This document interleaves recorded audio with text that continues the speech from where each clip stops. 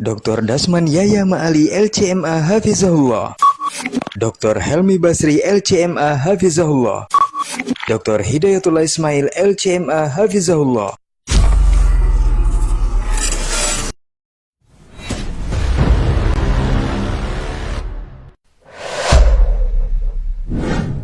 Kalaulah baginda Nabi alaihissalatu wassalam yang diajar langsung oleh Allah, yang berikan dia ilmu langsung dengan wahyu, tetap tidak bisa diterima oleh semua orang.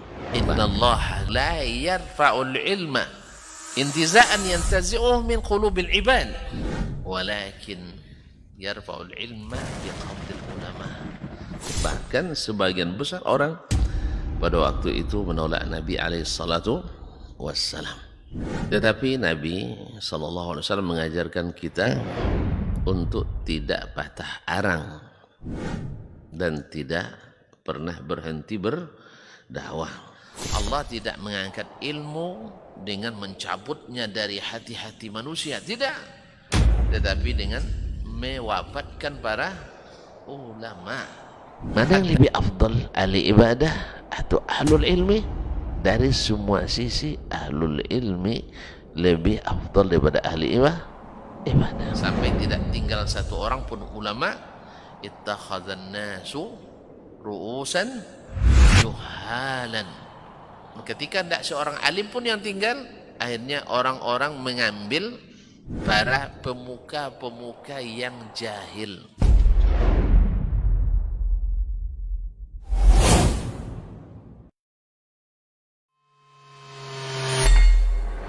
Di para sahabat itu, kaum muslimin, yang terbayang bagi mereka itu adalah infak, yang terbayang bagi mereka adalah sebuah kebahagiaan, keselamatan di akhirat yang kekal dan abadi di sisi Allah tabaraka wa ta'ala. Semua kita boleh klaim sekarang, kamu cinta Nabi, cinta Ustaz. Cinta Nabi, cinta Ustaz. Termasuk saya, cinta Nabi, cinta. Kapan tahunya? Besok di akhirat. Maka apa kata Nabi sallallahu alaihi wasallam? Amalur rajuli biyadih. Penghasilan yang terbaik adalah pekerjaan yang dilakukan oleh seseorang dengan tangannya sendiri. Wa kullu bai'in mabrur. Dan setiap jual beli yang mabrur. Ini aktivitas ini membantu saya di akhirat atau akan menyulitkan saya di akhirat? Kalau seandainya perbuatan itu ternyata akan menyulitkan kita di akhirat kelak, tinggalkan perbuatan itu. Majtama'a qaumun fi baitin min buyutillah yatluna kitaballah wa yatadarasunahu fima bainahum illa nazalat alaihimus sakinah wa ghashiyatuhumur rahmah wa haffat bihim. Assalamualaikum warahmatullahi wabarakatuh.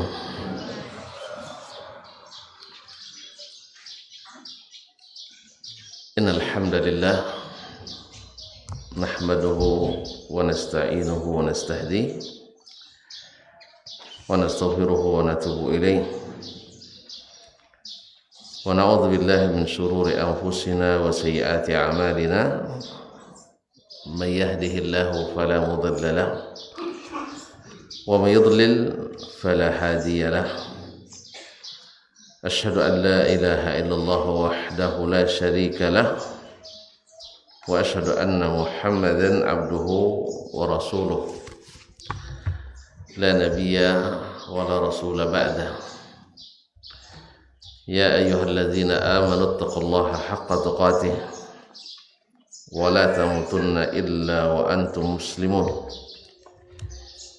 Ya ayyuhan nas اتقوا ربكم الذي خلقكم من نفس واحدة وخلق منها زوجها وبث منهما رجالا كثيرا ونساء واتقوا الله الذي تساءلون به والأرحام إن الله كان عليكم رقيبا.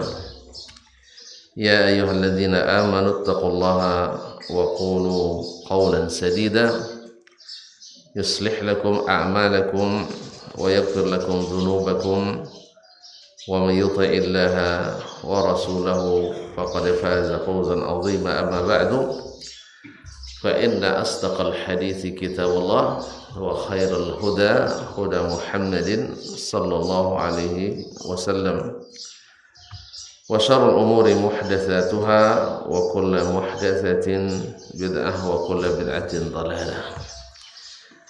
معاشر المسلمين معاشر المسلمات الحاضرين والحاضرات والمشاهدين والمشاهدات, para alim ulama, para nenek mama, tokoh adat, tokoh masyarakat, hadirin wal hadirat yang hadir di Masjid Jabal Rahmah. Berarti kita di Arafah. Masya Allah, Jabal Rahmah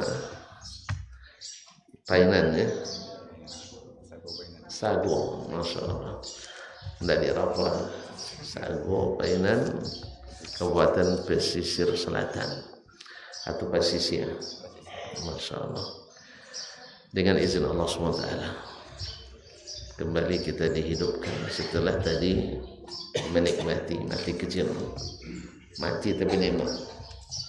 Alhamdulillahilladzi ahyana ba'dama amatana wa ilaihin nusyur. Bersyukur kita, nikmat Allah tidak bisa dihitung. Kalau kita hitung, tidak mampu kita hitung. Wa in ta'uddu ni'matallahi la tuhsuha. Para ulama menyebutkan andainya kita tidak punya harta, tidak punya anak, tidak punya rumah, tidak punya apa-apa, punya sebatang badan ini saja, itu tidak terhitung nikmat Allah pada diri kita. Tentuan kadang-kadang tidak kita sadari, atau lebih sering tidak kita sadari. Antum untuk setiap hari perlu berapa liter darah? Ada yang tahu? Kalau tidak ada darah bisa hidup? Kalau kurang darah bisa hidup?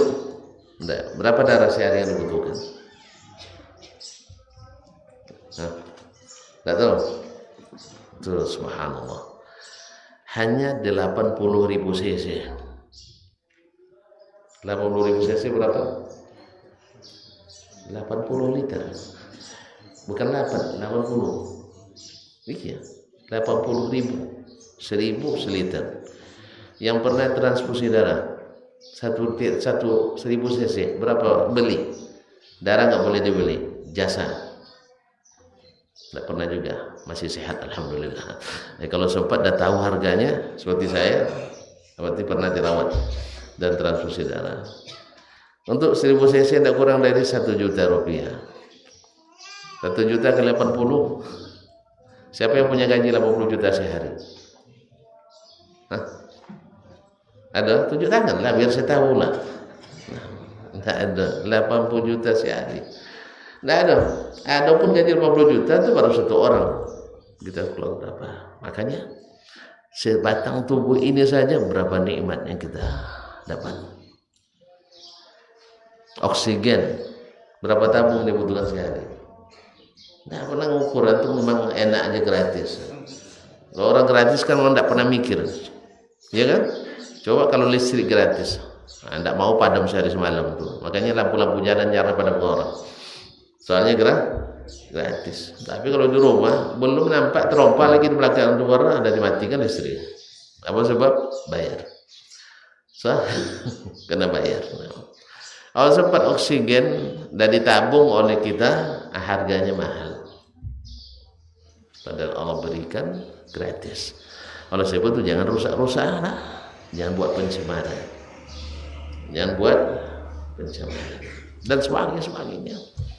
Oleh itu mari kita bersyukur kepadanya. Mudah-mudahan syukur itu membuat kita orang baik. Ya, sehingga setiap helaan napas kita bernilai pahala. Setiap gerak detak jantung kita bernilai kebaikan. Ma'asyarul kiram. Khususnya kita di majelis seperti ini. Tadi sholat sunatnya kata Nabi SAW, rak'atal fajri khairun minad dunya wa ma fiha. Coba diulang. Enggak gitu kata Nabi. Enggak, kata Nabi.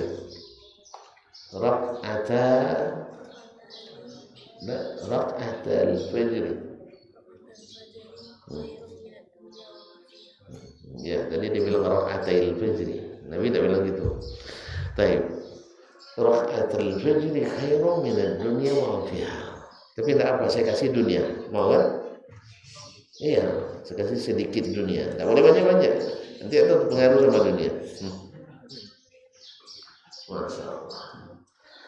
2 rakaat salat sunat subuh lebih baik daripada dunia dan seisinya. Allah. Apa isi dunia sekarang? Apa isi dunia sekarang? Tahta. Itu semuanya wanita lagi. Itu masalah. Udah dewasa ya. Nah. Berapa banyak? Masya Allah. 2 rakaat ini lebih baik dari semua itu. Makanya rugi orang bersiap-siap pergi bekerja, tak siap-siap pergi ke masjid. Rugi orang bersiap-siap untuk melaut, tapi tidak singgah di rumah Allah SWT. Masya Allah, pemerintah pesisir yang nak melaut sudah ada masjid samudra. Masjid samudra lain, tidak ada alasan untuk tidak sholat lagi. Yang mau ke hutan ada masjid Jabal dekat hutan, dekat kampung. Saya tidak tahu, mohon maaf. Ya, masjid kadang masuk jauh ke dalam. Tidak ada lagi alasan. Anda pun ada masjid. Sholat di mana kita hadir sholat itu. Taib kaum muslimin, sebagai bentuk syukur kita atas nikmat yang diberi tadi. Salawat dan salam kepada baginda Nabi alaihi salatu wassalam yang mengajarkan kita bagaimana benar-benar bersyukur pada Allah tabaraka wa taala. Semakin diangkat derajatnya, semakin bersungguh-sungguh ketaatannya. Semakin diangkat derajatnya, semakin bersungguh-sungguh dia untuk berbuat kebaikan. Sampai-sampai istrinya Aisyah radhiyallahu anha kasihan melihatnya. Ya Rasulullah, afa'alta hadza wa qad ghafara Allah laka ma taqaddama min dzambika wa ma ta'akhkhar? Kenapa begitu betul ya berpayah-payah, bersusah-susah? Kalau bahasa kita bersakit-sakit kan, untuk beramal dan beribadah sampai malam, padahal sudah diampuni dosamu yang telah lalu dan yang akan datang. Jawaban beliau, afala akunu abadan syakura. Kenapa aku tidak mau menjadi hamba yang pandai bersyukur? Karena yang pandai bersyukur itu sedikit, katanya Allah SWT, wa qalilun min ibadiyah asyakur. Oleh sebab itu, kalau tuan-tuan dan perempuan nak tahu cara bersyukur yang baik, mesti belajar pada yang bersyukur terbaik. Siapa? Rasulullah SAW. Jangan cari cara lain, tidak ada. Mesti Nabi yang paling pandai, Nabi yang paling disukai oleh Allah Subhanahu wa Ta'ala. Baiklah kaum muslimin, pagi ini waktu kita panjang, tapi tidak cukup juga. Ya, walaupun panjang tapi tidak cukup juga. Sebab ini kalau jumpa dengan bapak di sini ini, hilang ngantuk saya. Ya, cuman nak ngantuk pula, semua mata menuju saya. Nah, yang kedua, ngantuk bapak-bapak insya Allah akan hilang juga. Sebab siapa yang ngantuk akan saya tatap. Nah, saya kalau ngajar di kelas saya bilang ngantuk boleh, tapi tidur tidak bisa. Saya punya cara sendiri untuk membuatnya tidak bisa tidur. Ya, ngantuk boleh, makan pun boleh. Ada makanan makan, tapi tidak boleh bercakap sebilang. Nah, ada yang lapar sekarang? Kita pesan makan? Tidak, alhamdulillah. Kaum muslimin, kaum muslimah dirahmati Allah. Ada beberapa nasihat yang perlu barangkali kita saling mengingatkan bagi para penuntut ilmu. Siapa yang pertama dimaksud dengan penuntut ilmu? Dan apa ilmu yang dimaksud? Kaum muslimin, kaum muslimat dirahmati Allah. Penuntut, kalau bahasa Arabnya talib atau muta'allim atau murid, yang artinya lebih kurang dekat sama muta'allim yang belajar mencari ilmu, dari kalimat alima ya'lamu ta'allama. Kalimat ta'allama min tafa'ala. Apa bedanya tafa'ul dalam ilmu saraf? Lid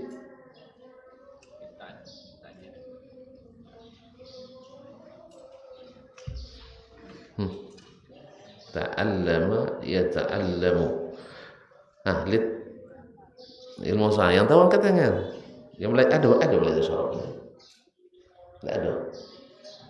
Tidak. Kok ada? Ada belajar saraf? Oh, enggak. Bilang tidak aja payah. Lit takalluf. Apa makna takalluf? Takalluf. Apa makna taklif? Rajulun mukallaf. Yang sulit, berat. Makanya seseorang disebut mukallaf sebab sudah bisa memikul tugas berat. Nah, menuntut ilmu ini adalah mimbabi ta'allum. Ta'allum itu artinya berusaha keras mencari ilmu. Kalau gitu, bisa enggak sambil tiduran cari ilmu? Mana sekolah di Jabar Rahmah? Bagaimana kegiatannya? Alhamdulillah tidur banyak di sana. Itu jadi ulama besar. Nah. Atau banyak bermain. Bisa banyak bermain? Nah, karena memang ta'allum itu sudah tugas berat. Min babit takalluf. Jadi penuntut ilmu itu adalah pekerjaannya berat. Buktinya, tidak payah-payah cari bukti. Mana yang lebih banyak, tahan lama belajar atau tahan sebentar? Ya, tidak kan payah juga. Mari kita absen sekarang. Yang hadir berapa orang di sini?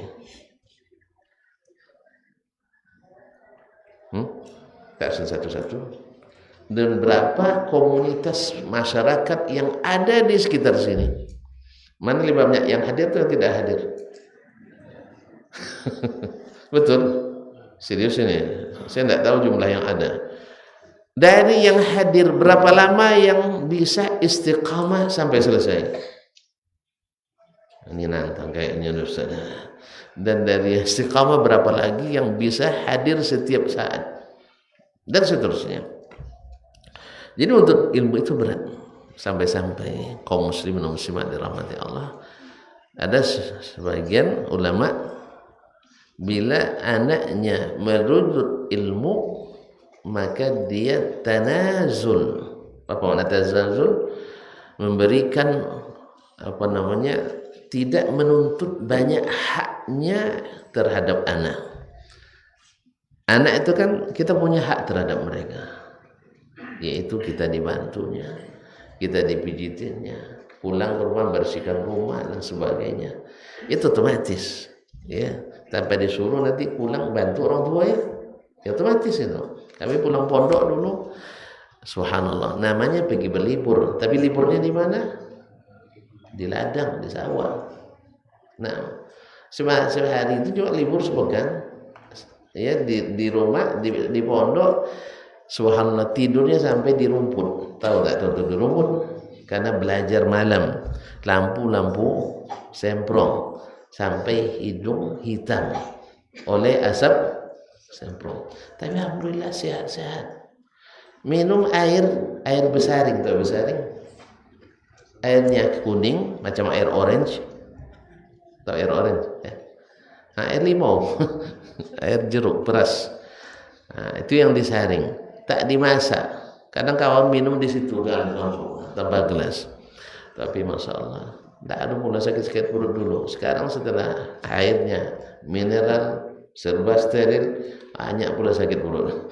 Allah musta'an. Kaum muslimin dan muslimat dirahmati Allah. Jadi sampai sebagian orang tua tidak membela orang tuanya karena tugas menuntut ilmu itu berat. Berat. Kemudian al-ilm. Tadi penuntut adalah orang-orang yang berusaha keras mencari ilmu. Jadi untuk menuntut ilmu itu tidak ini. Bukti lagi, mana yang lebih banyak dari kita umat ini yang jadi ulama atau jadi orang awam? Mana yang lebih banyak? S1 dari S2. S1. Mana yang lebih banyak tamat SMP daripada tamat S1? SMA. Mana lebih banyak S3 daripada es krim? Es krim lebih banyak. Kaum muslimin dan muslimat dirahmati Allah. Itu tanda menuntut ilmu itu tidak mudah. Makanya menuntut ilmu itu oleh Imam Abu Ubaid Al-Qasim bin Salam, ada yang wafat di tahun 240 sekian. Sejawabnya Imam Ahmad bin Hanbal rahimahullah mengatakan, ara afdalal jihadil yawm talabul ilmi wa nasruh. Saya melihat hari ini itu di abad ketiga ulama masih ramai. Ulama-ulama Imam Al-Bukhari, Muslim, Abu Dawud, At-Tirmizi, An-Nasai, Ibnu Majah, Ahmad, Ishaq bin Rahuyah dan lain-lainnya banyak hari itu. Yang ilmu yang kita warisi dari ilmu Nabi itu banyak dari yang ditulis oleh ulama di abad itu. Masih ramai. Tapi dia bilang, saya melihat jihad paling besar hari ini adalah menuntut ilmu dan mengajarkannya. Subhanallah. Apalagi zaman kita ini. Zaman ini di mana sebagian menganggap ilmu sebagai musuh. Apa sebab?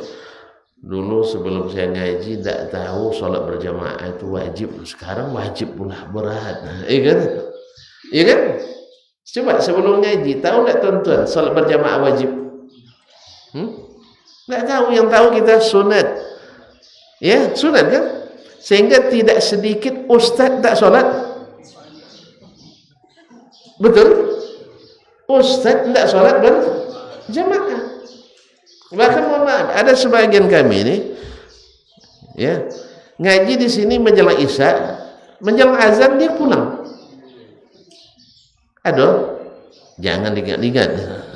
Itu masa lalu. Jangan diingat-ingat lagi masa lalu. Dah sudah tutup itu catatan. Sebab apa? Karena tadi ilmu belum sampai. Atau kalaupun sudah sampai belum disukai. Walaupun ilmu sudah sukai tapi pengamalannya belum merata. Sehingga secara teoritis saya misalnya sebagai dosen mengajar hadis ibadat. Hadis ibadat di antara hadis yang saya ajarkan an Abi Hurairah radhiyallahu anhu dari Nabi sallallahu alaihi wasallam qala, baca selawat sama Nabi. Nah, sallallahu alaihi wasallam, Nabi bersabda, salatul jamaati afdalu min salatil fardhi. Sambung.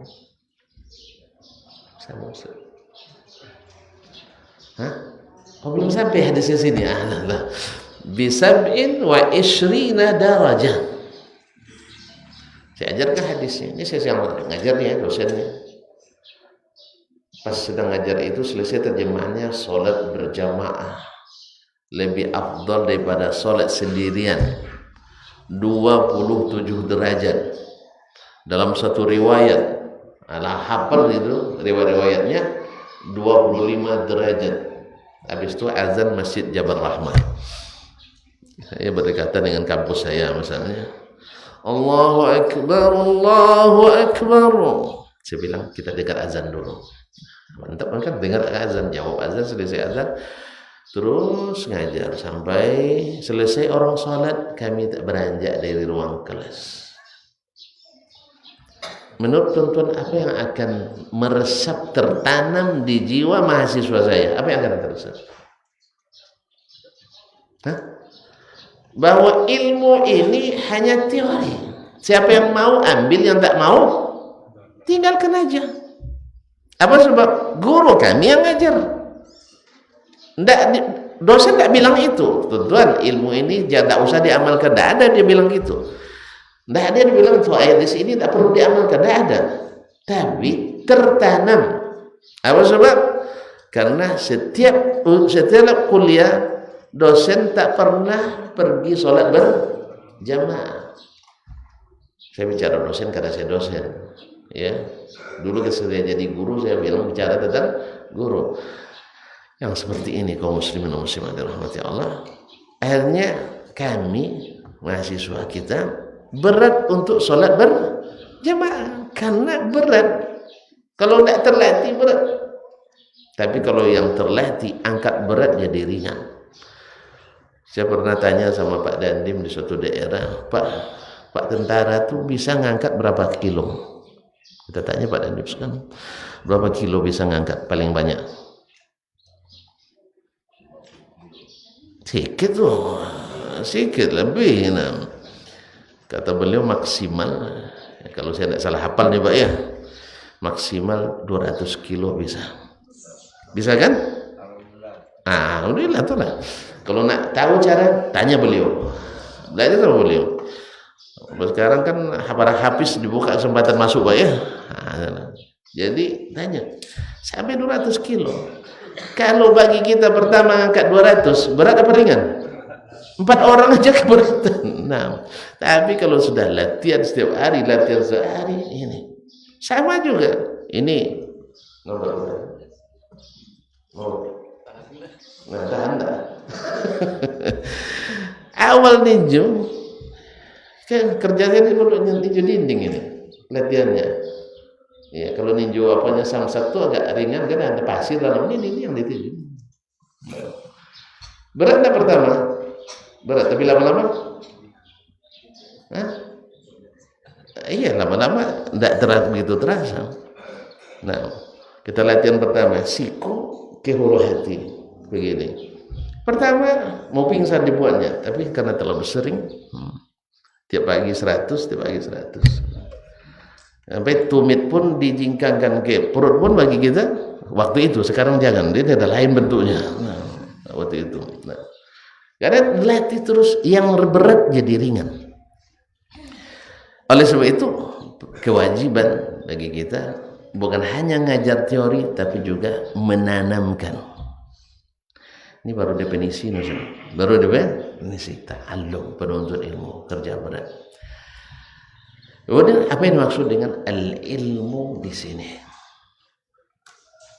Apa yang dimaksud dengan ilmu? Apakah semua pengetahuan masuk dalam yang kita maksud dengan penuntut ilmu? Ma'asyarul kiram, kita diberi Allah 2 nikmat. Satu, akal yang membuat kita bisa berpikir, berlogika, mengembangkan intelektualitas kita. Tetapi akal tetap tidak bisa berbuat apa-apa kalau tidak diberikan Allah ilmu. Sebab akal itu ibaratnya oleh para ulama ini hanya seperti bejana. Tahu bejana? Bejana tahu? Gelas, mangkok, piring. Apa yang dimasukkan itu yang kita dapatkan. Kalau kita masukkan ke dalam gelas, apa ini namanya? Botol ini air mineral bersih. Hasilnya apa? Air bersih dan steril, menyehatkan. Tapi kalau kita masukkan ke dalamnya air comberan, walaupun akarnya bersih, hasilnya apa? Hasilnya apa? Air comberan, kotor. Jelas? Kalau kita campur air bersih dengan air kotoran, air bersih 1 botol kurang 1/10. Lalu saya tambahkan air got 1/10. Yang dominan yang 9/10 atau yang 1/10? Biar tahu, kita praktekkan. Ya, sekarang ada yang mau minum 1/10. Ada yang minum enggak 1/10? Enggak ada saya kalau gitu. Saya minum kalau gitu. Ini prakteknya. Payah pula pakai ini enggak. Kita praktekkan juga. Puasa dibuka. Nah, saya mau minum, sah? Tuan-tuan enggak mau karena malu. Nah, jadi sampel. Bismillah.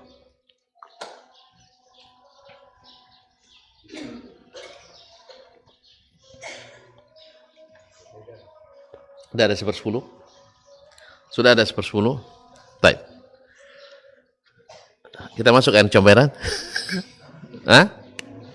Berandai-andai aja ya. Ya, tapi ini andai-andai sepakat kita.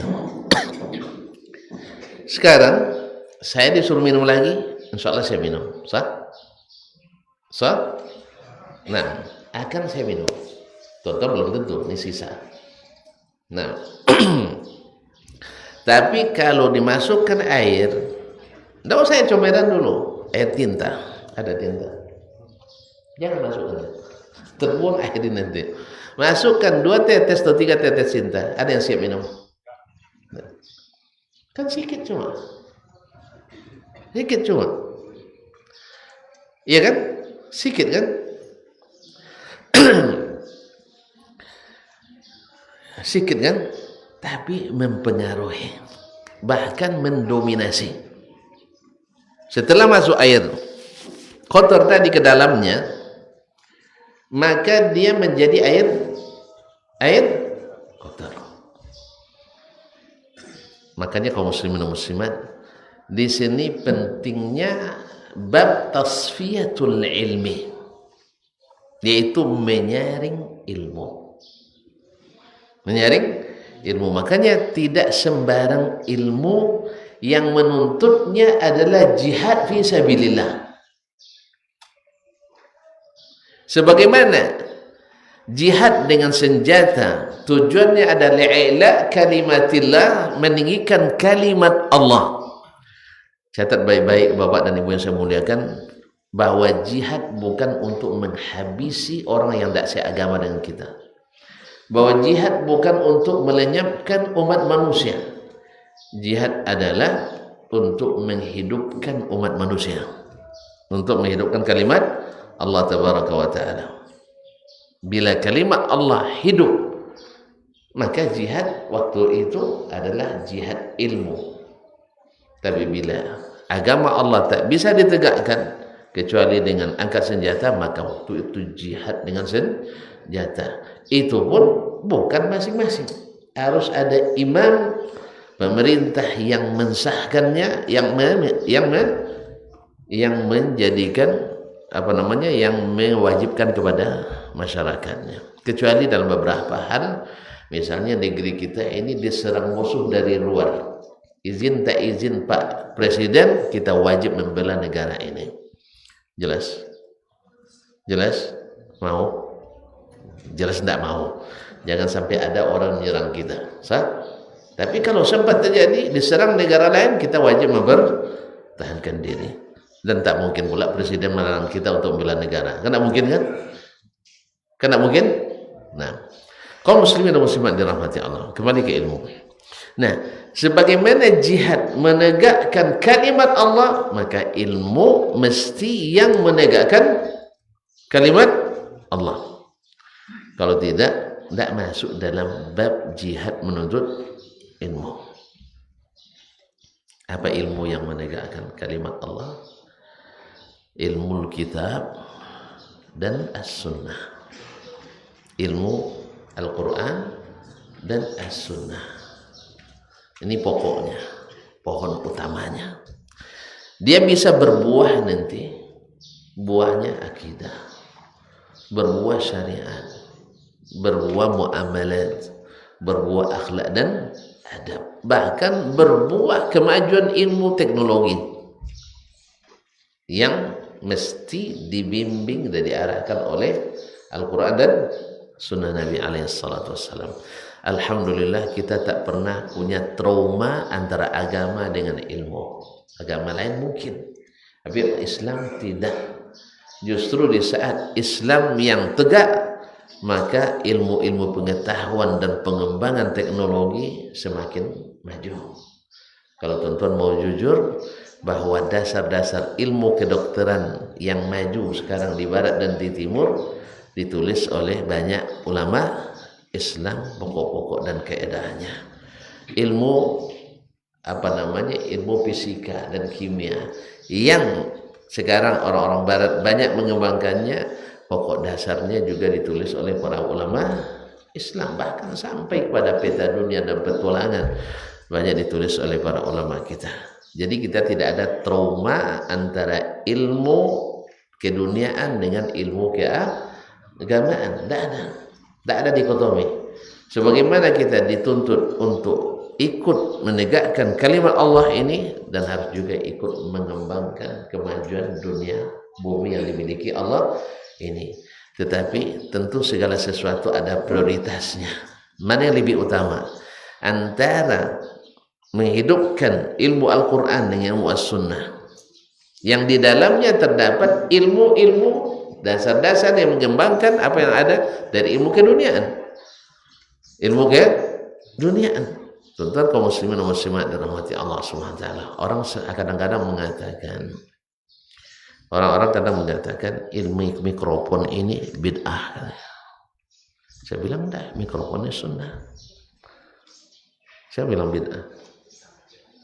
Sejak di zaman Nabi Ibrahim sudah dipakai. Tentunya dia enggak tahu. Kan ketika dia selesai bangun Ka'bah, Allah perintahkan wa'azzin bin nasi. Wa'azzin bin nasi. Enggak apa lagi ayatnya. Wa'azzin bin nasi bil haji ya'tuka rijalan.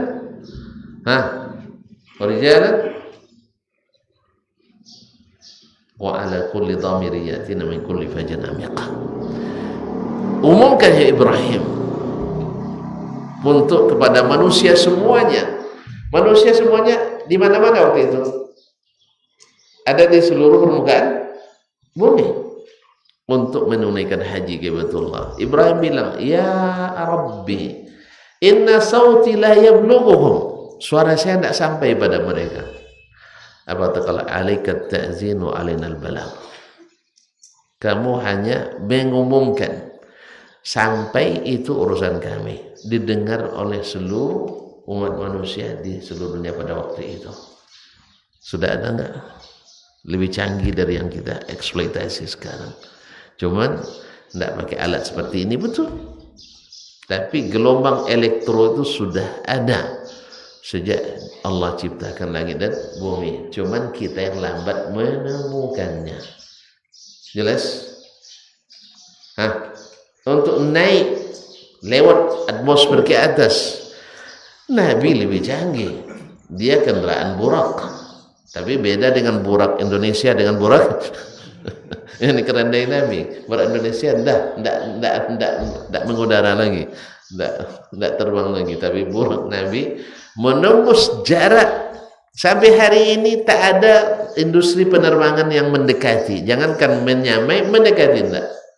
Coba bayangkan dari langit pertama ke langit kedua jarak 500 tahun perjalanan.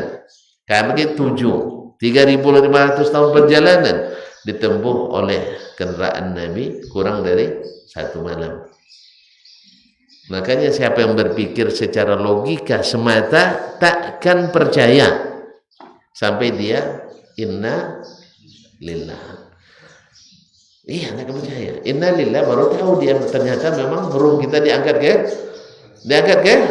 atas. Baru tahu. Kalau dia tidak berilmu, kalau dia hanya mengandalkan logika takkan percaya. Baik. Ini mukaddimah. Isi tidak perlu panjang-panjang. Jadi ilmu yang dimaksud dengan ahlinya berjihad fisabilillah adalah ilmu yang menegakkan agama. Yang dulu Nabi sampai di umur 40 tidak bisa memperbaiki masyarakat dengan logikanya. Padahal Nabi cerdas enggak? Nabi cerdas enggak? Cerdas. Nabi cerdas setelah jadi Nabi aja atau sebelumnya? Sebelumnya beliau sudah diberikan kecerdasan luar biasa. Tapi ternyata kecerdasan tidak bisa merubah seseorang dari tidak beriman kepada beriman. Oleh sebab itu kita tidak butuh kecerdasan yang berlebihan. Tapi kita butuh keimanan yang kokoh dan kuat. Jelas? Oleh sebab itu yang kurang-kurang cerdas jangan berputus asa. Oh saya tidak bisa buat apa dong agak. Ikhwan, akhwan fillah. Kalau tuan-tuan tahu yang bikin listrik ini siapa namanya? Udah yang menemukan kan bikin. Udah siapa? Udah Thomas Alva Edison.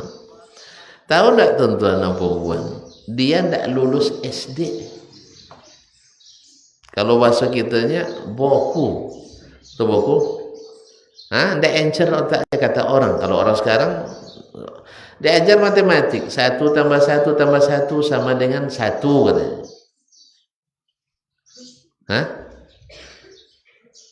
Iya. Nah, saya tidak tahu untuk 1 tambah 1 tambah 1 sama dengan 1, tidak tahu. Tidak tahu saya tunjukkan. Bapak ini, abangnya Syekh nikah 1 istri, habis itu nikah lagi 1, nikah lagi 1, hasilnya 1. Tidak paham juga. Ada yang siap jadi contoh. Dia rencana nak poligami, akhirnya tak ada sama istri sekali. Ada yang orang nikah, kan nikah 1 orangnya begitu bahagia, itu kan, apalagi di awal nikah. Akhirnya dia ingin, apalagi kalau 2, baru dia menikah yang kedua, hasilnya 0 kadang. Hasilnya 0. Ternyata memusingkan kepala katanya. Akhirnya daripada pusing lebih baik tinggal. Tambah lagi 1. Hasilnya 1 tambah 1 tambah 1 sama dengan 1. Jadi dia ini tidak tamat sekolah SD, dikembalikan oleh gurunya ke rumah. Kalau kita dah putus asa lah, ke ladang aja lah katanya kan, atau pergi mancing aja lah, kerja kita lagi. Tidak, ternyata dengan uji coba ternyata menemukan yang kita sendiri memanfaatkan. Cuman sayang dia tidak bisa menuai pahala sebab tidak mengucapkan as-syahadat. Jadi kita lebih berharga kita. Nah, kita bikin masjid ya mengalir pahala. Kita buat panti asuhan mengalir pahala. Dia ini semua orang di seluruh dunia menggunakan. Dalam seluruh teknologi mesti memerlukan listrik. Cuman sayang tidak masuk hamba Allah yang beriman. Masuk. Nah, sekarang masuk apa yang dibutuhkan oleh kita yang menuntut ilmu ini. 1, karena ini adalah pekerjaan berat dan kita pasti tak mau tugas-tugas berat setelah itu kita tidak menuai hasil apa-apa. Jelas? Kita kerja keras bagi yang menanam misalnya, dan mau panen datang banjir, sedih nggak kita? Hah? Habis hasil. Yang bekerja sebulan tiba-tiba tidak terima gaji, atau terima gaji 3 juta dipotong 2.995.000. Ya, utang kulkas, utang motor, utang cicilan rumah, apalagi mungkin juga angsuran utang waktu menikah kemarin minjam. Nah, ke SK kita kan banyak sekolah sekarang kan, sudah dulu dia yang sekolah, sekarang SK-nya sekolah. Nah,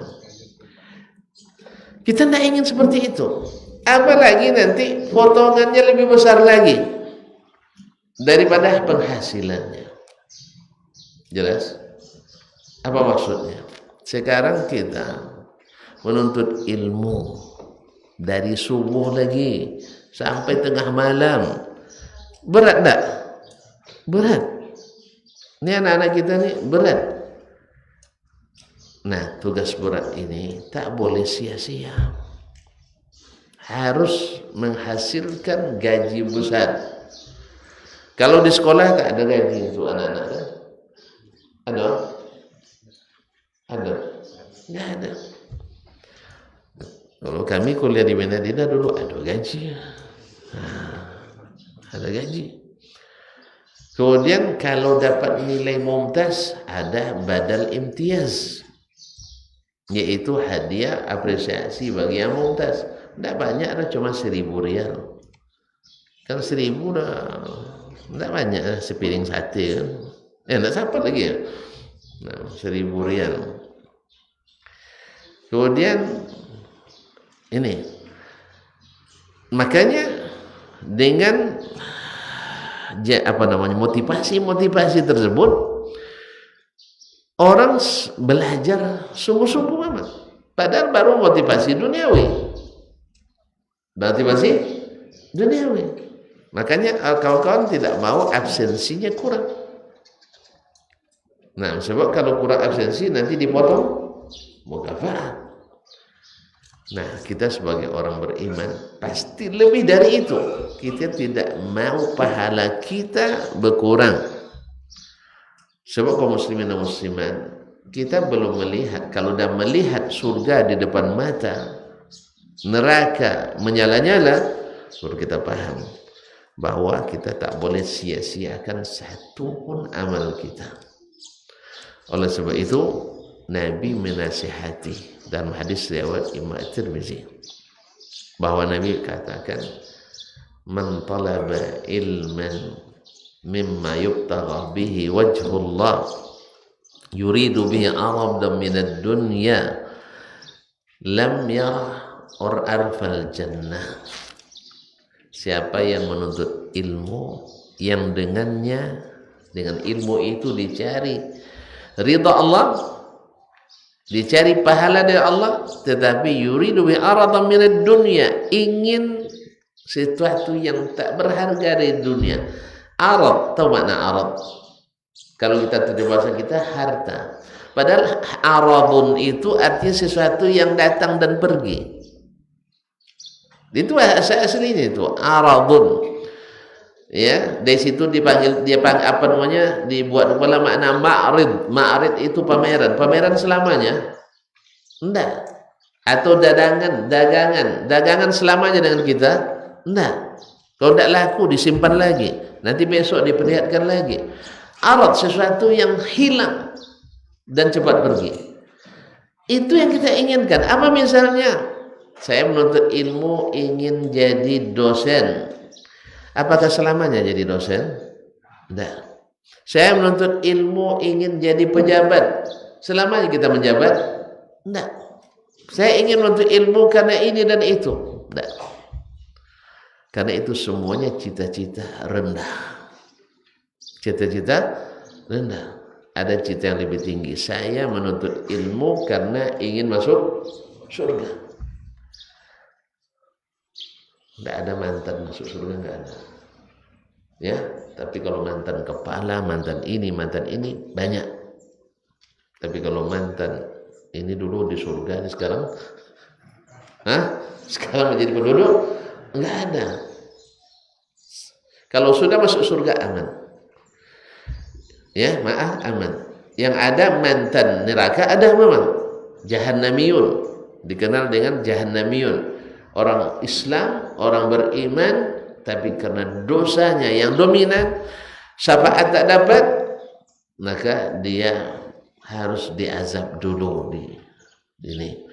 Nah, nanti setelah itu dibersihkan masuk ke surga. Kalau udah masuk surga aman. Nah, tuan-tuan, saya nak nanya adik-adik, nak singgah dulu di neraka? Saya nak mau, mohon maaf.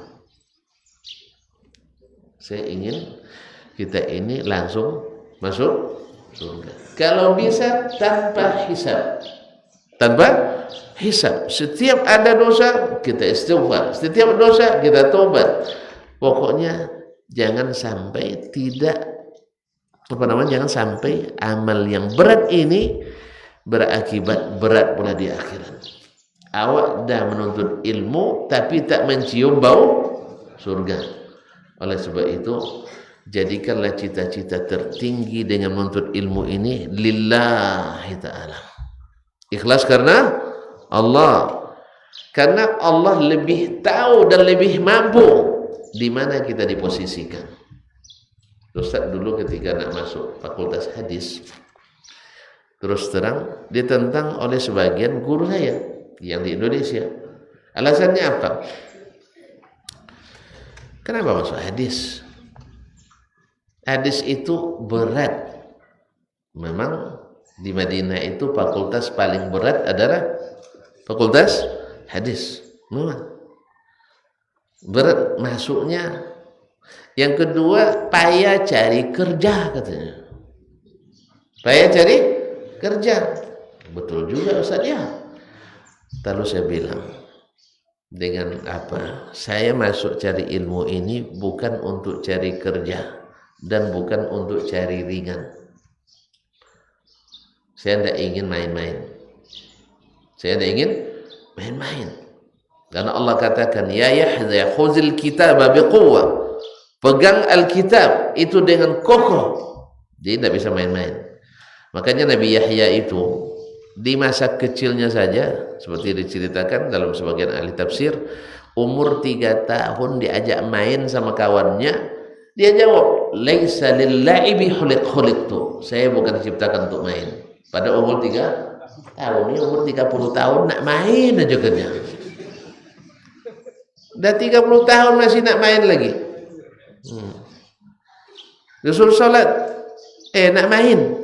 Disuruh belajar, nak main. Disuruh nikah, nak main. Tidak ada mau. Ini umur 3 tahun, dia sudah bisa jawab, saya diciptakan bukan untuk bermain. Saya diciptakan untuk sungguh-sungguh. Jelas? Jelas? Jadi memang tidak bisa main-main untuk ilmu ini. Sampai-sampai menikah pun harus dilambatkan. Ya, bagi yang serius ini. Imam Al-Khatib Al-Baghdadi mengatakan, "Yanbaghi ala talibil ilmi ayu akhiraz zawat ila sinnil arba'in." Penuntut ilmu mesti melambatkan nikah sampai umur 40. Apa ada lanjut sih? Bisa sampai 40. Apa sebab? Alasannya benar 2. 1, li'anna zawat yamna'uhu minar rihla. Menikah itu menghambat kita untuk melakukan rihla, perjalanan jauh menuntut ilmu. Ya tak? Tak sedikit dari teman saya tak selesai kuliah karena nikah. Ada yang lucu pula. Mukafa'ah kami waktu itu 500 rial. Waktu itu nelpon ke Indonesia 1 menit 18 rial. Pas terima mukafa'ah masuk ke KBU. Apa namanya dulu? Kamar bicara umum itu apa? Wartel. Wartel, warung telekomunikasi. Masuk, asik cerita sama bini baru. Nggak tahu angka pulsanya, dah habis 800. Mukafa'ah hanya 500. Pas keluar berapa tagihannya, 800 sekian kan, nangis lah dia, duit hanya 500. Habis ketawa ke TV tadi, sekarang nangis. Nah, itulah bayang kaum muslimin muslimat dirahmati Allah. Jadi menikah itu menghalangi untuk berjalan menuntut ilmu. Jelas? Betul alasan beliau. Yang kedua, menghalangi untuk membeli buku.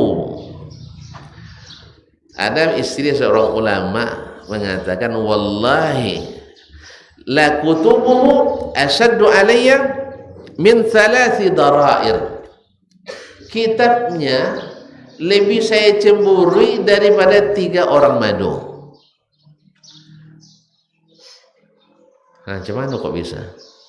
Nah, saya ceritalah. Ada seorang ulama menikah. Seorang ulama menikah.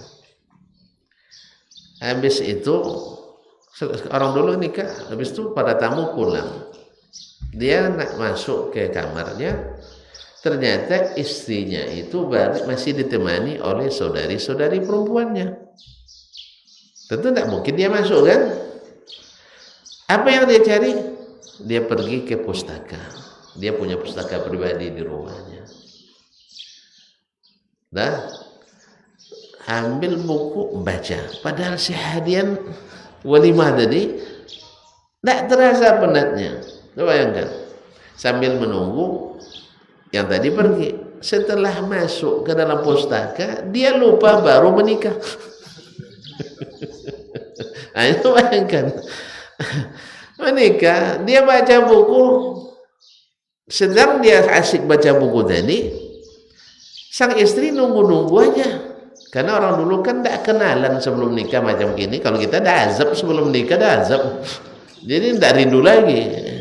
Kalau orang dulu tidak, kenalannya ketika bertengok aja. Ada istilah bertengok dulu kan? Ada istilah bertengok dulu, sekarang ta'aruf namanya. Dulu bertengok, ya kan?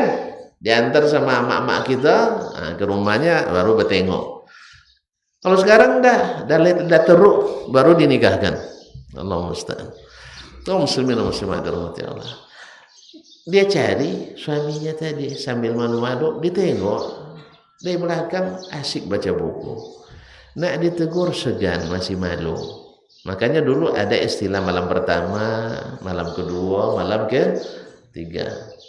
Nah, dah lupa bapak ya. Malam pertama malam perkenalan, nah, masih malu-malu kucing. Malam kedua, nantilah, nanti cerita pula saya gitu Pak ya, kita dulu, kita masa tua-tua dulu kan. Kalau sekarang dah ada lagi. Allah musta'an. Kaum muslimin dan muslimat dirahmati Allah. Karena dia malu sama suaminya yang masih baru itu, akhirnya dia pergi ke kamar nunggu dengan harap-harap cemas. Subhanallah, tak kunjung datang tuh suami. Kawan saking asik membaca, baru tersadar ketika kokok ayam di waktu dini hari. Itu tak akan cemburu deh bini lo. Makanya wajar dia bilang, bukunya lebih saya cemburu dari 3 orang istri yang lain. Ada yang begitu enggak? Ada yang begitu enggak? Sambil baca buku enggak ingat, datang selera goreng ikan masin enggak tercium. Jadi kaum muslimin dan muslimat, nah kalau begini silahkan melambatkan nikah sampai umur 40. Tapi kalau enggak gitu jangan. Apalagi di zaman sekarang, zaman fitnah banyak. Keluar kita dari pondok pergi kuliah, dah bahaya banyak di sana. Nah, kalau sebab itu, saya kalau dengan anak saya bilang, kamu tamat SMA, mau nikah, Abi nikahkan. Kan masih kuliah Abi, saya kuliahkan. Terus istri saya, istrimu kuliah, saya kuliahkan. Mertuamu mau kuliah, saya kuliahkan. Mertua pun mau kuliah, saya kuliahkan. Tapi dengan catatan saya mampu. Nah, itu masalahnya. Kalau tidak mampu terus tanggunglah tuh. Nah, dengan catatan saya mampu. Alhamdulillah dia pilih jangan dulu biar. Alhamdulillah senang juga dalam hati. Ya, kan beban juga. Apa sebab? Saya yang melihat langsung dengan mata kepala saya sendiri. Banyak sekali fitnah di sekolah-sekolah kita, khususnya sekolah-sekolah tinggi. Ya, pergaulan yang subhanallah bebas terikat. Apa maksud bebas terikat? Contoh ya, mungkin di daerah kos-kosan, kadang sebagian Pak RT bikin aturan tidak boleh bertamu laki-laki dan perempuan kecuali sampai jam 10 malam. Di mana ada jaminan orang jam 7 pagi tak berzina? Di mana jaminan orang tidak melakukan maksiat di waktu maghrib? Apa dasarnya jam 10 ini? Ada dasarnya 10? Tidak ada. Makanya yang bagus tidak boleh tamu laki-laki masuk kalau kos perempuan. Tidak boleh tamu perempuan masuk kalau kos laki-laki. Dah selesai. Tidak ada lagi jam 10. Ada orang berzina setelah jam 10 aja semuanya? Hah? Ada. Orang berzina kapan aja bisa. Allah musta'an. Makanya tidak ada aturan-aturan itu di kos-kosan. Belum lagi di kampus, belum acara ini dan itu. Yang tak ada pembimbing. Kadang-kadang pagar pula makan. Pagar makan? Ada pagar makan tanaman? Ada. Makanya khususnya anak gadis kita, kalau sudah tahu dia laki-laki, nikahkan dan bantu dia kuliah, bantu menantu kuliah. Itu prinsipnya. Karena tetap anak kita, walaupun sudah menikah. Kecuali dia ada jenis yang tadi, kalau baca buku tidak ingat makan. Tapi kalau masih jenis sedang makan tidak ingat buku, itu masih bahaya. Ya, gara-gara baca buku lupa makan. Kalau kita banyaknya gara-gara makan lupa buku, itu banyak. Itu yang pertama. Apa tadi? Al-ikhlas. Tadi saya katakan susah cari kerja tamat hadis.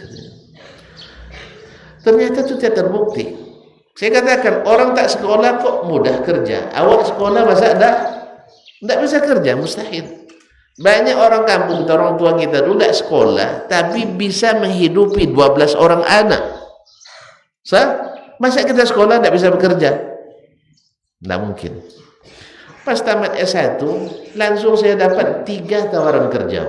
Bayangkan. Salah satunya dia sopir. Sampai hati itu orang.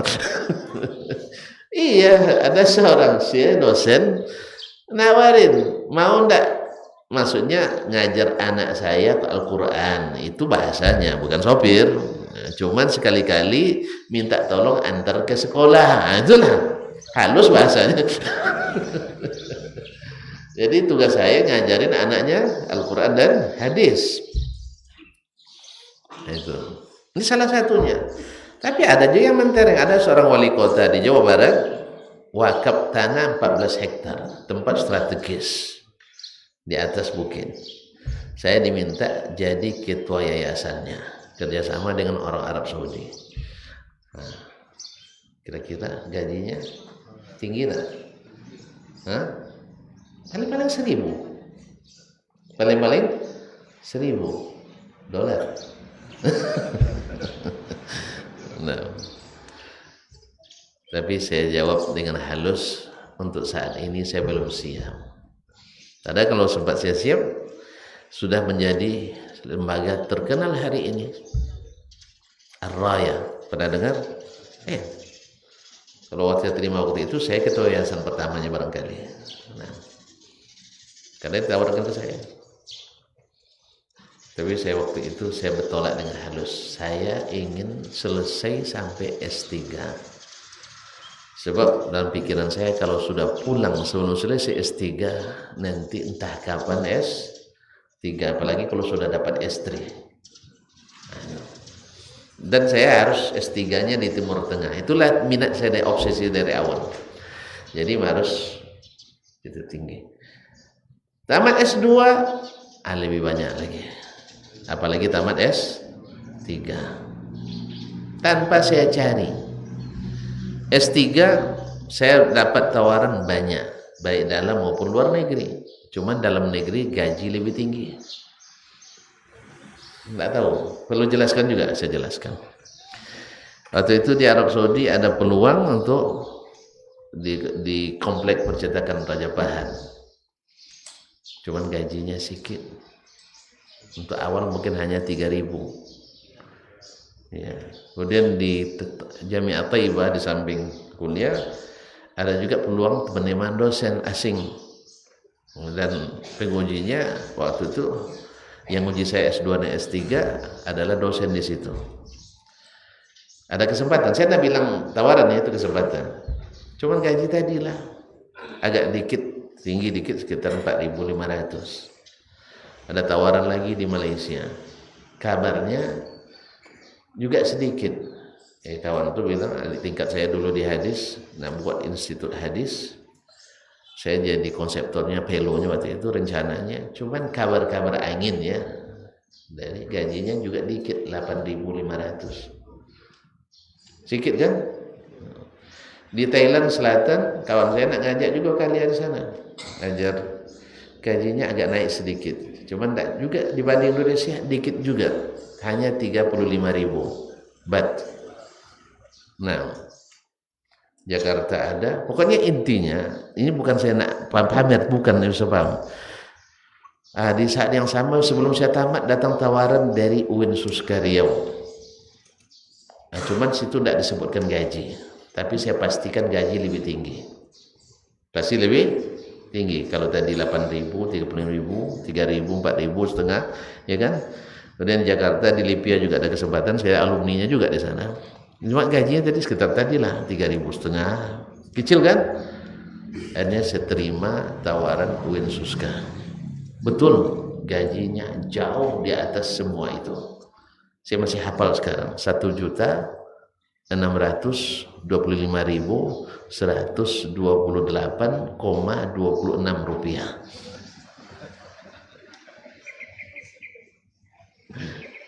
Saya ulang, ya, 1.625.128,26 rupiah. Tinggi kan? Iya, dari ribu-ribu cuma. Sejutanya 1.000, iya kan? Nah, jadi akhirnya saya utamakan yang gaji tinggi. Jelas? Ya, pokoknya semakin tinggi martabat kita, Allah pasti akan lebih tinggikan gaji kita. Di dunia juga berlaku, semakin tinggi strata kita, semakin dapat gaji lebih tinggi. Intinya ternyata masuk jurusan sulit kerja pun, kalau kita niat dari awal bukan cari kerja, Allah buka peluang-peluang kerja. Jelas? Jadi tidak usah niat jadi apa-apa.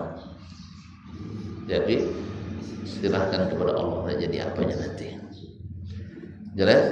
Masuk ustaz bukan tak terbayang saya nak jadi tentara besok, boleh aja, tapi bukan itu tujuan. Saya nak jadi polisi nanti, silakan, terbuka kesempatan. Tapi bukan itu tujuan.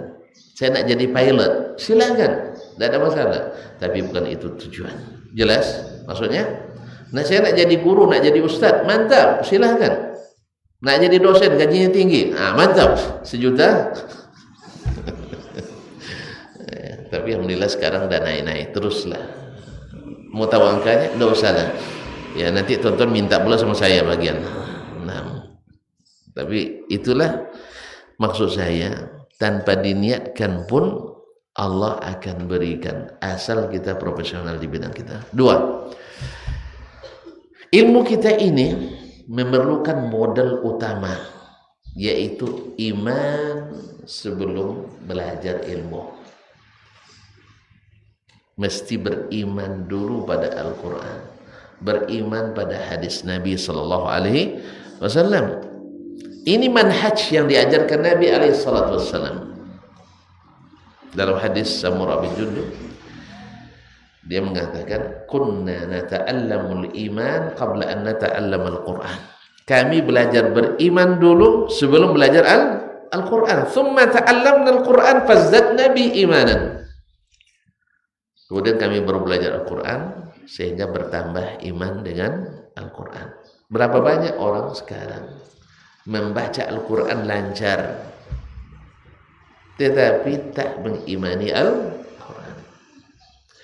Berapa banyak berita Al-Quran yang diingkari, berapa banyak perintah Al-Quran yang dilanggar, dan berapa banyak larang Al-Quran yang tidak diindahkan. Apa sebab? Dia belajar Quran dulu, belajar ilmu, tetapi tidak diiringi dengan keimanan.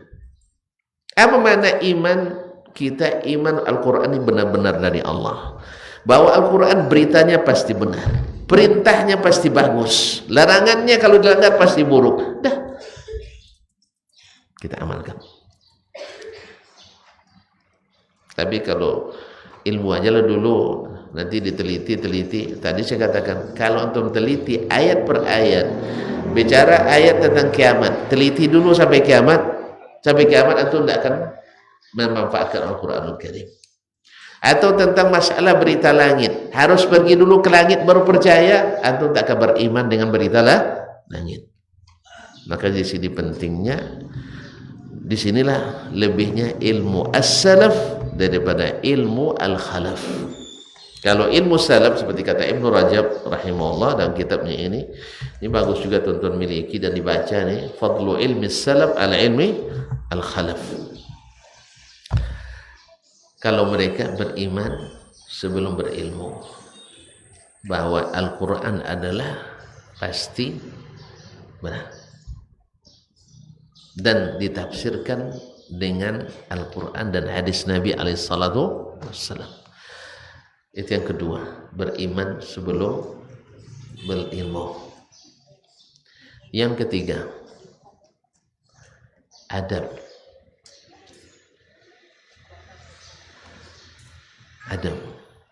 Adab qabla al-ilm. Sebab orang yang tidak menjaga adab dalam belajar ilmu menciptakan orang-orang yang sombong, orang-orang yang angkuh. Ya, akhirnya nanti guru pun nanti diserangnya.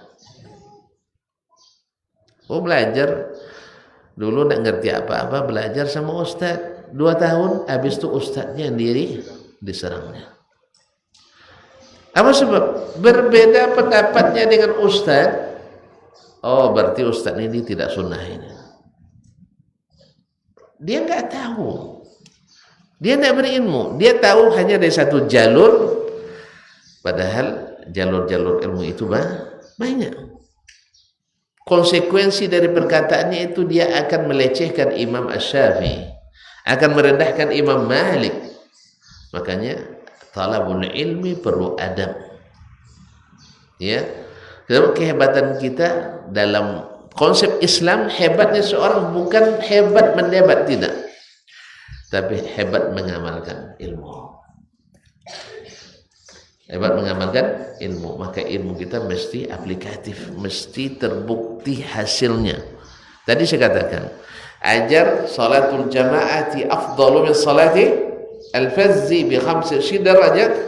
Ketika azan berkumandang, saya sebagai dosen atau tuan sebagai guru, apa-apa, kalau saya kan dosen kan banyak bapak-bapak murid saya itu, ada yang kadang pejabat ini pejabat itu, kalau di S2 S3 bapak, karena azan sudah kumandangkan, kita menuju rumah Allah dulu. Sebab kita berilmu nih untuk itu, bukan untuk ngejar gelar. Gelar itu hanya tambahan. Jelas? Akhirnya orang tertanam, oh ternyata ilmu itu mesti diamalkan, bukan hanya dihafalkan. Kalau penghafal banyak. Makanya Imam Abdurrahman Ibn Qasim mengatakan, qalilul ilmi ma'at taqwa kathir. Orang yang sedikit ilmunya tapi berataqwa, nilainya banyak, diamalkan. Tapi kathirul ilmi ma'at taqwa qalil.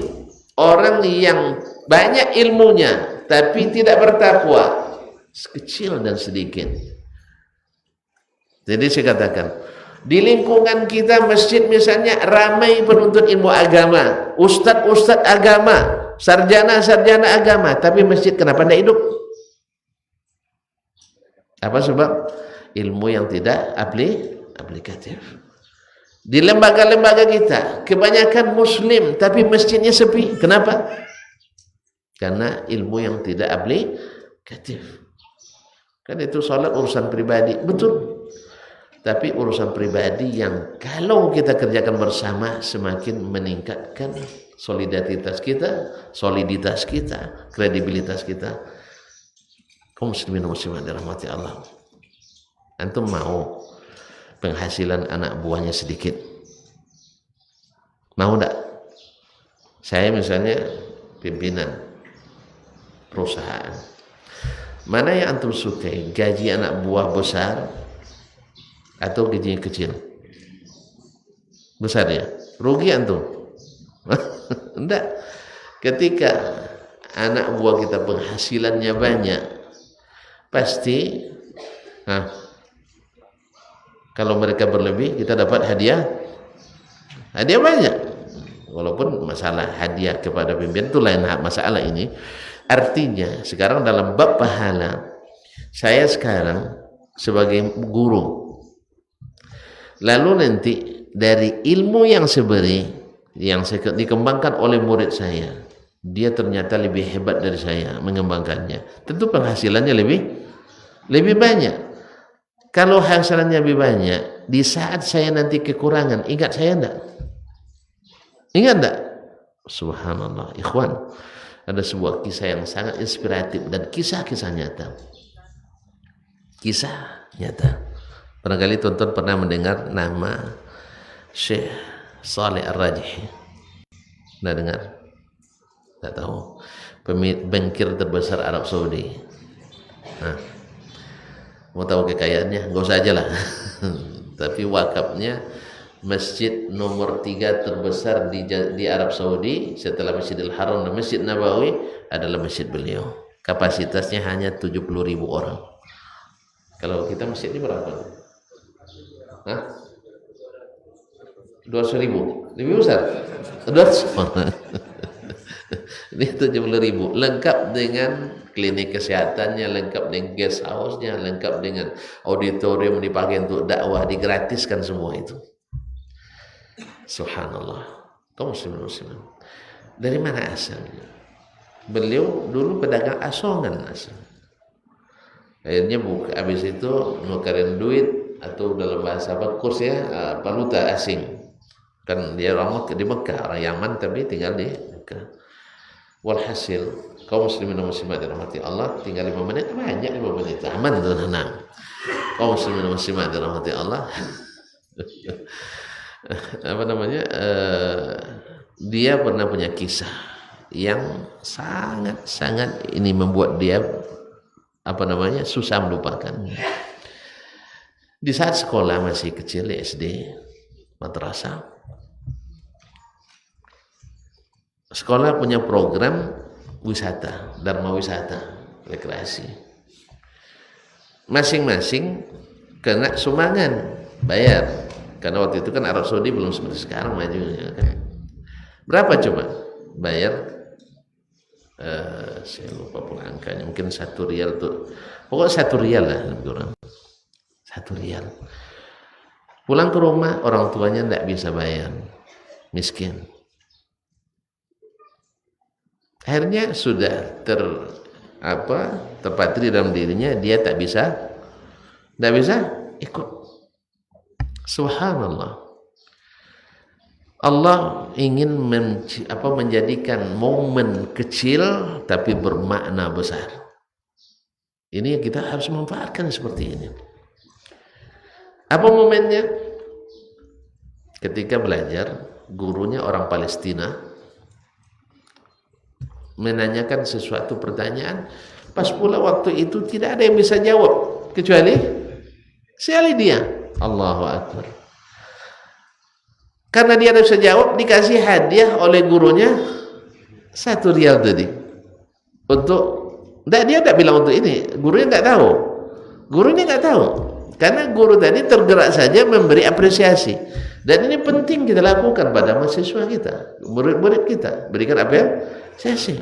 Kesannya luar biasa.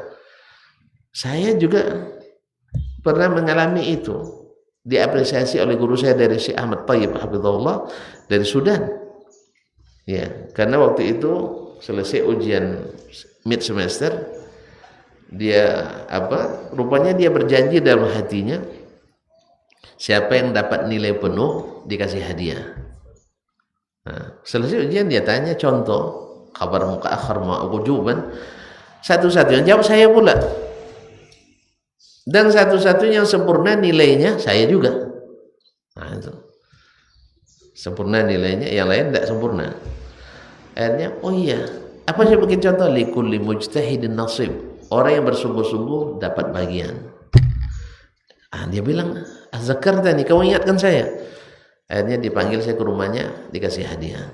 Nah kembali ke kisah tadi, dapat 1 rial tadi, dia langsung seterus sekolah untuk tamasya. Anak-anak pergi tamasya senang nggak? Awak jadi dewasa senang juga tamasya, hampir pula terlambat tabligh akbar. Senang. Setelah jadi orang kaya dan raya,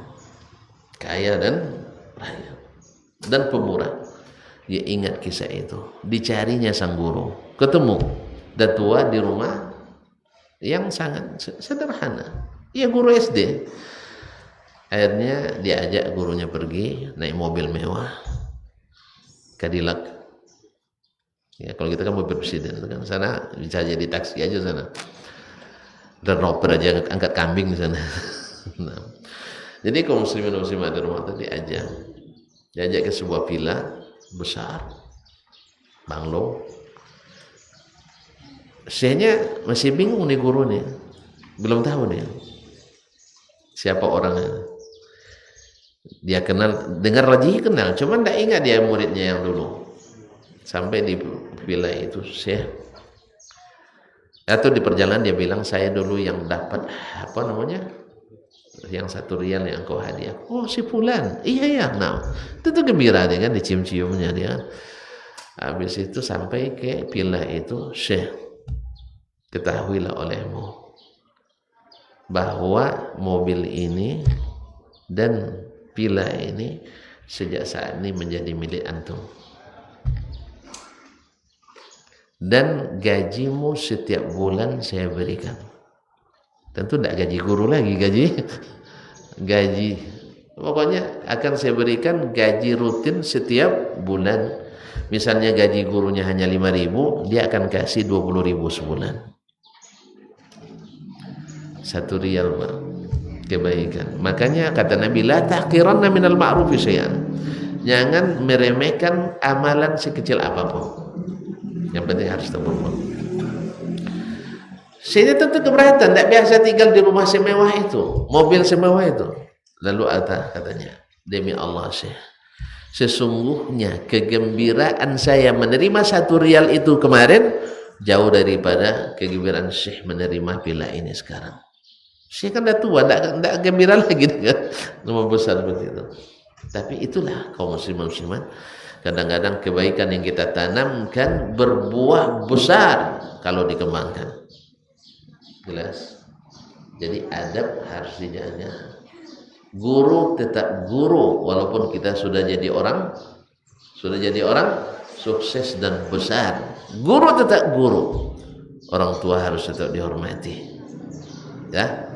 Makanya sekarang kita dulu belajar dengan guru ini mungkin kalau diukur dengan kemampuan kita hari ini kita jauh lebih baik dari keadaan mereka. Misalnya syukur pada Allah, tapi jangan rendahkan gurumu. Jelas? Ada dia punya kesalahan, kalau mampu berikan masukan silakan, kalau tidak doakan. Mudah-mudahan jangan menjadikannya di bulan-bulanan kita. Ini kadang-kadang yang banyak hilang dari penuntut ilmu. Setelah baru jadi ustadz kecil, tiba-tiba nak melejit tinggi jadi balon meletus. Nasallallahu alaihi wasallam. Adab qabla ilmu. Dah, karena waktu yang batasi, saya sebenarnya senang sekali di sini. Cuman itu kan, ustadz sudah suruh saya turun. Apa boleh buat? Dah, ada yang bisa mengulang apa yang saya sampaikan tadi? Tunjuk tangan. Enggak, 1 kesimpulan dari 1 jam lebih. Nah, adik-adik siapa? Yang terakhir itu.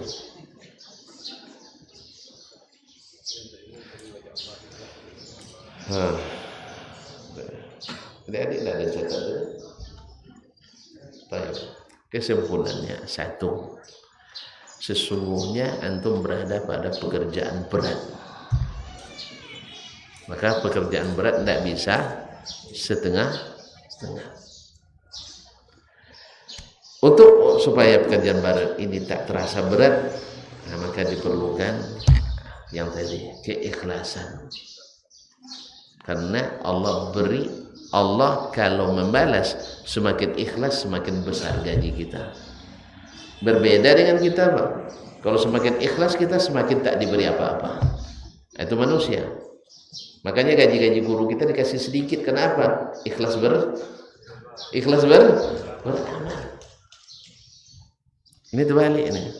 Allah kalau dilihatnya niat hambanya semakin ikhlas dikasih pahala paling besar. Kalau kita manusia ditengoknya guru tuh, masya Allah tuh guru tekun ikhlas, tidak perlu dikasih apa-apa. Akhirnya rusak niat guru tuh jadinya.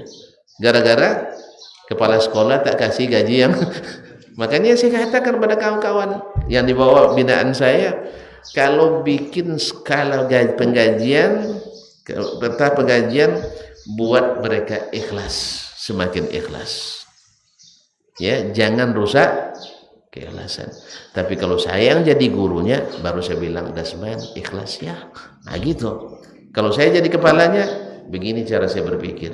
Tapi kalau saya yang jadi korbannya, atau bahasa, berapapun diberi gaji, kalau saya sudah konsekuensi, saya jalankan. Nah, itu ngurut dada terus. Ikhlas ya. Ikhlas. Tapi kalau jadi pimpinan, jangan bilang ikhlas ya. Jangan. Ini kadang enggak. Pas jadi pimpinan semangat ikhlas yang dihidupkannya. Pas jadi anak buah berontak dia.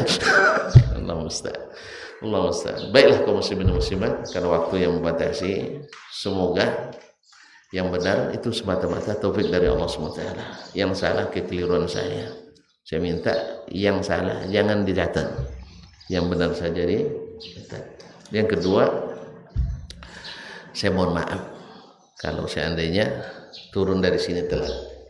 Kadang-kadang 5 menit ternyata tambah lagi. Didenda pun tidak masalah. Misalnya denda tambah setengah jam lagi, saya siap. Wabillahi taufiq wal hidayah. Wallahu taala alam. Wa sallallahu ala nabiyyina Muhammadin wasallam. Wa subhanakallahumma bihamdik. Asyhadu an la ilaha illa anta astaghfiruka wa atubu ilaik. Wassalamualaikum warahmatullahi wabarakatuh.